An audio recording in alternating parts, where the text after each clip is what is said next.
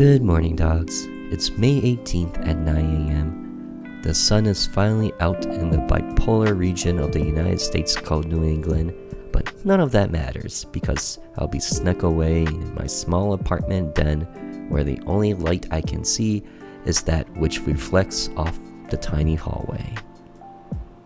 Anyway, welcome to the Game Dev. I'm making a horror game called The Haunting of the J.R. Wilson Family. Woo! As it sounds, it's inspired by many family haunting stories, but invites the player to follow that of a Cambodian American family. As a recap, a 10-minute concept video is down below in the descriptions for you to enjoy at any time. Good morning. Welcome to part 2 of the devlog for the demo. If you haven't seen part 1, do check it out down in the descriptions. But other than that, we're picking off where we left off. And right now, I am working on a quest system, or more like an objectiveless sort of thing. Right now I'm using Vistustella's Quest System. It's actually what I used back with Caster's Trap. And I figured this would be pretty nice. The idea here is that as I play the game, when you're Maisie, you're going to have a list of chores that you need to complete, and I'm hoping to put it on the top left, and, well, as it sounds, so the player knows what they need to do, watch it get completed, and hopefully this system will be simple. I will admit, though, I completely forgot how it's done. So, here I am, relearning it, going through the motions, and see what I can do. But as to where I left you guys off in the last devlog, each of these interactables now have 2 variants. One is when you're Charlie, the other one is when you're Maisie, and it kind of gives you a perspective on each of their characters and how they think, and just, I think the big thing there is like the age gap, being an adult, being a child, and then, of course, being a Cambodian American.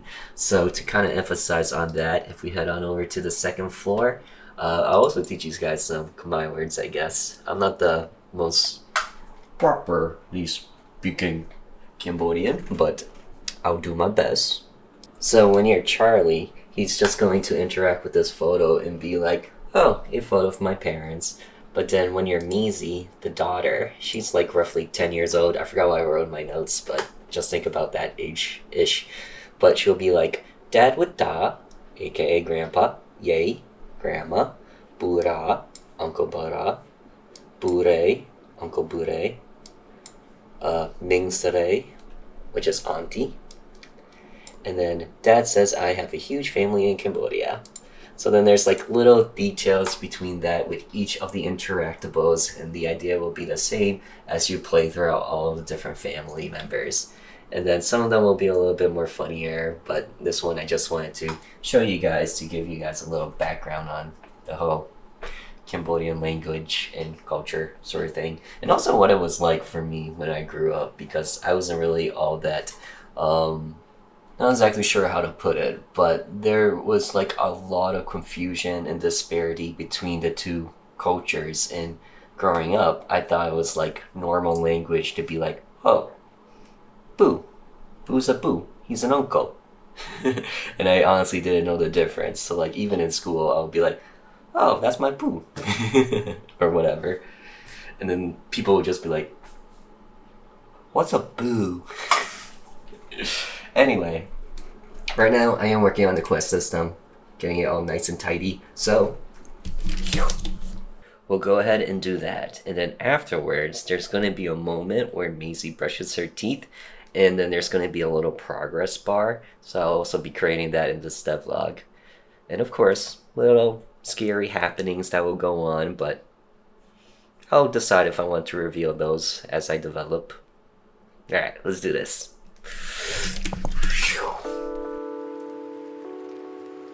I love Visustella's plugin because they're very intuitive.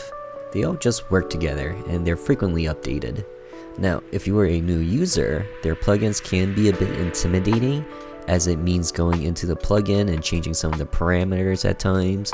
However, this is generally a blessing for the more intermediate makers, as it allows us to fine-tune to our specific needs. Anyway, I say this all without a sponsorship. It's my personal experience, in my opinion. As an indie dev supporting a plugin developer to the community, I don't mind spending the money at all. Alright, praise aside, I do have one big gripe with this plugin in particular. It's the fact that I have to go back and forth to turn on journal objectives by their name, just because I forget the names. You'll see what I mean in a bit, but it's synonymous to creating a bunch of passwords and having to remember all of them with the cap sensitivity. Don't get me wrong, it's not as end of the world-ish as I'm making it sound, just a tad bit of a hindrance.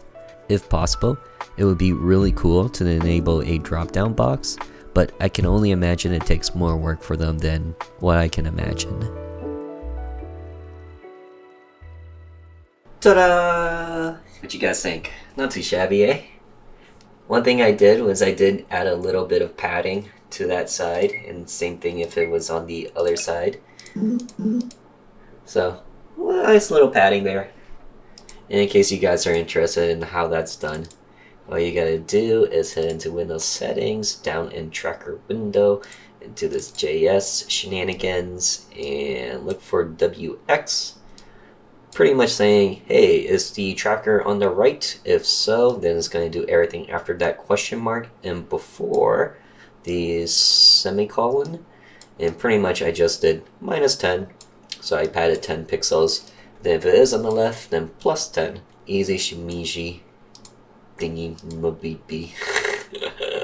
The one thing I do hate about doing the quest log though is that whenever you have to do your quest changes and completions or whatever, you have to memorize it by its ID number and the quest key name, which is kind of lame.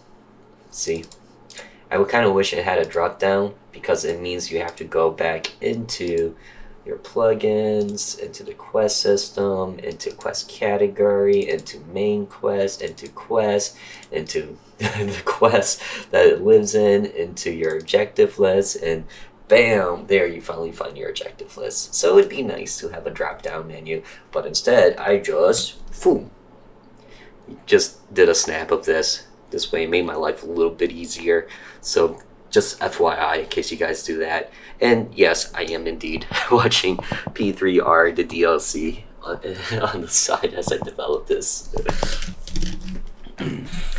I actually just finished P3R last night. Very fun game. Very great. Took me like almost maybe a full 2 years or a year and a half to beat. Just playing it little by little every few weeks or every week. And I finally beat it. And then I was like, oh, there's a DLC? Because I get it. Oh, I guess. Spoilers in 5, 4, 3, 2, 1. Have you hit the mute button? Have you hit the mute button? Okay, here we go. The ending wasn't as descriptive as I thought it would be. Like, I understand what happened in terms of the main protagonist and the team, but I kind of felt like they could have been a little bit more literal. I think it was hidden a little bit in the attack that you did, but at the same time, I get it. I kind of like it. But then I realized, oh, there's a DLC for like 35 more bucks. And I was just like, man, do I really want to spend 35 more bucks and probably spend another half to full year completing it? But I decided to take the quote-unquote easier route and just watching a playthrough of it. It's a silent playthrough, but if you guys are curious, credit to CG Inferno. Yeah. Honestly, it'll probably take me a month to finish watching this. But hey, at least I'll have my answer. Alright, spoiler gone. Anyway, for the most part with the quest system, it's mostly complete. I still gotta add a couple more objectives. I still gotta do the teeth brushing. There's a little bit of a spooky moment that's going to happen throughout this chores that the player will complete. So I still gotta add that. And then the close up. But right now, I am pretty hungry, and I do have a bit of a day ahead of myself. I plan to do, of course, a little bit more One Piece TCG. I was debating for a while if I will go or not, because it's a pretty high level competition today. It also happened yesterday. I went to the one yesterday, and the deck I'm playing is pretty I'd say if S is the highest tier, then this is probably like an A minus tier deck. It's not bad, but at the same time, it does very, very horrible into bad matchups, and I faced some pretty bad matchup yesterday, or I faced one really bad matchup yesterday, and then into my second round, I just misplayed completely. Afterwards, I realized that how I could have won, but I misplayed. So I'm like, you know what? I'll give it a second go. If it doesn't work out, then goodbye, deck. I'm going with something else. So hopefully that goes well. But right now, I do have some time before I have to head out. Right now it is 10 a.m. Planning to leave in 2 hours, around 12. So gives me a chance to eat. Gives me a chance to do a little bit more game dev. And one of the things I gotta do is add a couple more sound effects. That's something I completely forgot. So I'll probably do that, and then eat, and then figure out what I'm doing with my life before it hits noon. Alright, see you guys in a bit. Is it weird that I feel very proud about this small thing? See how it says 0 out of 2? Well, I'm gonna just go grab this real quick, toss it in the trash, and... oh my god, it went up to 1! It went up to 1! I actually don't know what happens when I complete an objective. I just stopped it there because I got excited to show you guys. Okay, cool. That's all. I actually gotta fix that. It's supposed to either get crossed out or go away. Anyway, back to original plan. Eat, do a little bit more game dev, figure out where I am in my life. Hey guys, it's been less than 5 minutes and I'm back. But look, it turned green. That's kind of cool. Okay, now back to the actual original plan. For lunch, I got leftover Taco Bell and leftover Chinese, but also Costco beef jerky. I'm living it up today, guys. I promise I don't eat like this every day.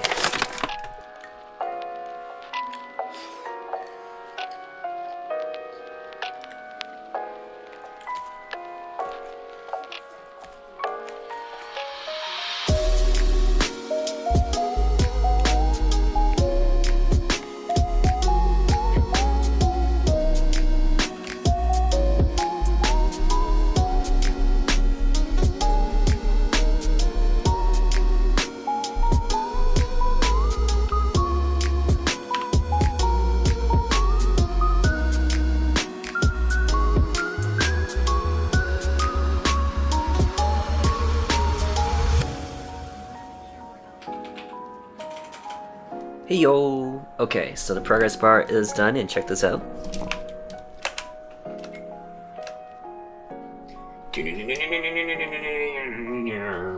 It's super slow, but I'll fix the timing later. And if you guys are interested in seeing the code, here it is, very simple. I just have an initializer, which set numbers to 0, get the pictures out there, slightly opaque. The fill itself is invisible. And then turns on a switch, which is controlled by a parallel process in the common events. And as long as the OK button is being pressed, it will increment an incrementer, which is the I. And then once that incrementer hits 40, so basically 40 frames, then it will actually increment the progress bar. Once it hits 100, it will erase the picture and turn it all off. And this is the script that controls it. So we're using the center of the image. So as it expands, it'll expand from the center like that, so it would look weird. But what I wanted to do, of course, is go from left all the way to right rather than center to fill. So to fix that, I just use that mathematical equation And the reason why it's 400 minus 400 is because the full length of the bar is 800 pixels. So divide that by 2, move it on over to the left side. And then this is just the adjustment so that as it grows and expands, we do have to move the bar back a little bit to make it create the illusion that it is expanding. And this, of course, is the scale X, so it is dependent on the progress bar, which starts at 0 and goes to 100. Okay, I will admit that is a lot. If you guys are interested in seeing a tutorial on this, then I can create one. Just let me know in the down in the comments. Otherwise, I'll assume this is good enough because all you guys are pretty big brain and we're all willing to experiment and explore on our own. But with that said, if I open up my mirror, bloop, this is all it does. It just hits that common event initializer, and then in number 2, this kind of just controls for that progress bar and the event that will happen. So once the progress bar hits 1, it will start a slow zoom in, and then stuff is gonna happen. But that's for you guys to discover.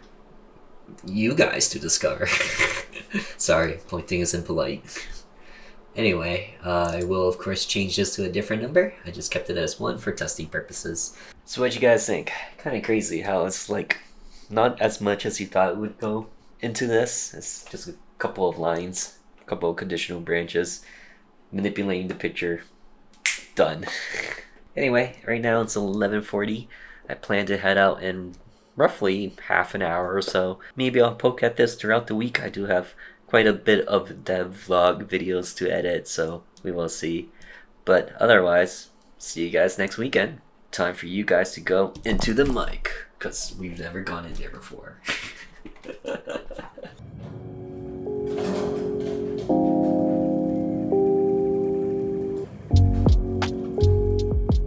The plan for this weekend is to cheat out a cutscene, and I'll get into that in a second. But pretty much we're in the bathroom, Maisie is brushing her teeth, and at this moment she was going to have sort of flashbacks to a moment that's going to take place in the main game, but I'm going to use it to tease in the demo. So during one of the nights, a haunting takes place and it hits Maisie, and it hits her pretty hard. So she's kind of having like a PTSD moment of sorts. I laugh, but it's only because it's quite terrible for a young child, but at the same time, it's a horror game, so I guess this stuff can happen, and it's okay. So yeah, she's totally stricken by PTSD, but this is mainly to tease the sort of haunting that occurs in the actual game. There's kind of 2 ways I'm thinking about to do this. One way is to actually create the cutscene in RPG Maker and then just use events to teleport the player to that moment. But here's the better part and more efficient route to go, and also how we're going to cheat it. Because we're only going to take a single clip and flash it to the player several times and perhaps animate it as well, I can actually just use pictures. So in the map that's going to occur, I can do the tents, change any of the coloring, put the events in place, and then just take a snapshot. And then in like a post-production sort of way, it just in another program like GIMP, I could rework the tents, I can create a vignette, and essentially just add more drama to the scene. I hope all that makes sense, because I don't plan to show you guys the results. I do want to save some things for when you guys play the demos so that you still get some surprises, but I can at least show you some of the work I put into this. So let's get to it. So while introing my plans just now, I had an image of the scene and what I wanted to do in my head. Turns out I was remembering an older version of it that got completely rewritten. See, this is why I script absolutely everything out in my OneNotes. My memory's a goldfish. Anyway, I decided that I'm going to tell you guys the old version. This way there's no spoilers for the new version, and you guys can at least wrap your mind around the horrors that's to come. The scene, Maisie's room. It's the middle of the night. A music box is heard, and actually, that's what woken Maisie. Immediately to the left of her bed is a music box. A music box she doesn't own. Neither does it belong to her brother or either of her parents. As a matter of fact, it's one she's never seen before in her life, and if she was a bit older, then she'd probably be able to identify it as a music box from well before her time. Anyway, the music stops. Maisie adjusts herself to clear a bit of the fogginess that comes with just waking up. But that's when she sees someone, a shadow, standing near the foot of her bed, its arm raised and points directly at the box. Maisie jumps at the startled appearance of the shadowy figure, but after no reaction, she can only imagine she's fine. Clearly, the box must be something significant, and the shadow must be telling her to do something with it. Well, like most young children, they often do as they're told by older adults, or just a taller figure in this case. She hops out of bed, motions towards the box, and asks, "Do you want me to turn it?" The figure remains motionless. A pause. With uncertainty, she slowly motions towards the handle, grabs it, and winds. The moment she lets go, she hears a ting of the music box, but at the same time. So the main reason why I wanted to redo everything I told you is because I felt like it was just too short and too fast. I wanted to drag it out a little bit to add tension, to give the player a little bit more playability, and to really absorb in that haunting that's about to begin. And also, because I didn't really like the placement and how everything was oriented in Maisie's room, which I will show you. So originally, Maisie will wake up in bed here, she will see the music box here, the figure will stand somewhere around here and just point up. I didn't like that you were seeing the back of the shadowy figure, and instead, well, I wanted the figure to be more like right here, maybe here, and point left. This way it's facing the player and they get a better view of things. And I think it looks more intimidating when they're just more stretched out and pointing over as opposed to pointing up where you can only see a little bit of them and they look more shrunken down and smaller. It may sound a little bit odd, but the smaller something is, the less terrified. The wider and taller, the more scary and intimidating it seems. So if you're either tall or a little bit wide, then congrats. You have +1 to your intimidation just built in. Alright, there's actually still a lot I gotta do with this. I haven't quite finished or even quite begun the scene, but it is all in secrecy, so I'm gonna go ahead and work on that. And I actually gotta stop in about 30 minutes to an hour. My friend's coming over. There's another big One Piece tournament. It's called the Treasure Cup, and at the Treasure Cup, you're playing for a card that's like worth roughly $100. So that's why it's more competitive at this point. I decided to change leaders. I'm no longer playing Odin. I didn't have the best of luck with him, even though at PAX I won with him. But I guess the tournament is different, and so are the players. But here's my new leader. I'm kind of just in chill mode at the moment. I should be taking this tournament a bit more seriously, but I also don't have any of the new cards, and it's also very expensive to get the new cards. So I decided to play something I actually enjoy playing, and he is one of my favorite leaders, or at least in the beginning of the game, he was one of my favorite leaders. Now, not so much. I kind of moved more towards Luffy's, but I guess we'll see as the game continues. Anyway, I'm gonna keep poking at this. I should probably eat before I head out, otherwise I'll starve in this 3-ish hour tournament, maybe 4-hour tournament even. So, I'm gonna figure out my life.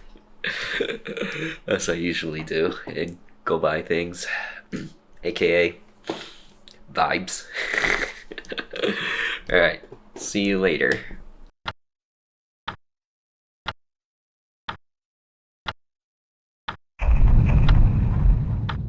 Sup dogs, it's been another full week of doing cool things in the RPG Maker engine, and I got one cool thing to show ya. So I pretty much finished the teeth brushing moment, the full cutscene, the terrifying terrorists, and because of that I can't show you all of it, but there is something I do want to show you. And so of course I'm going to fix it where she doesn't just magically appear. I'm going to find a plugin where the mirrors will actually reflect the player as they walk and cross it. But look at this, look at this. I'm pressing the space bar now. She's brushing her teeth! But then as I let go, she stops. And then I start again. And then I stop. Oh my god, isn't that so cool? Oh my god.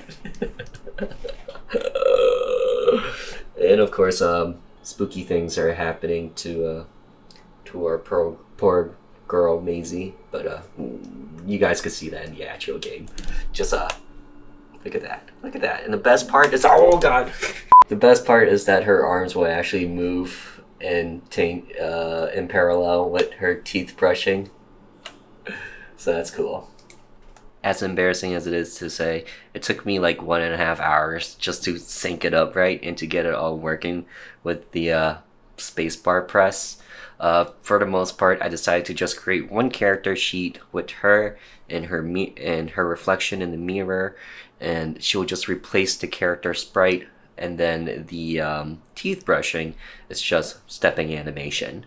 Previously, it was an event, and then the player, and I replaced both of them, and I was trying to sync it up, but that just didn't work well, and it was just horrible.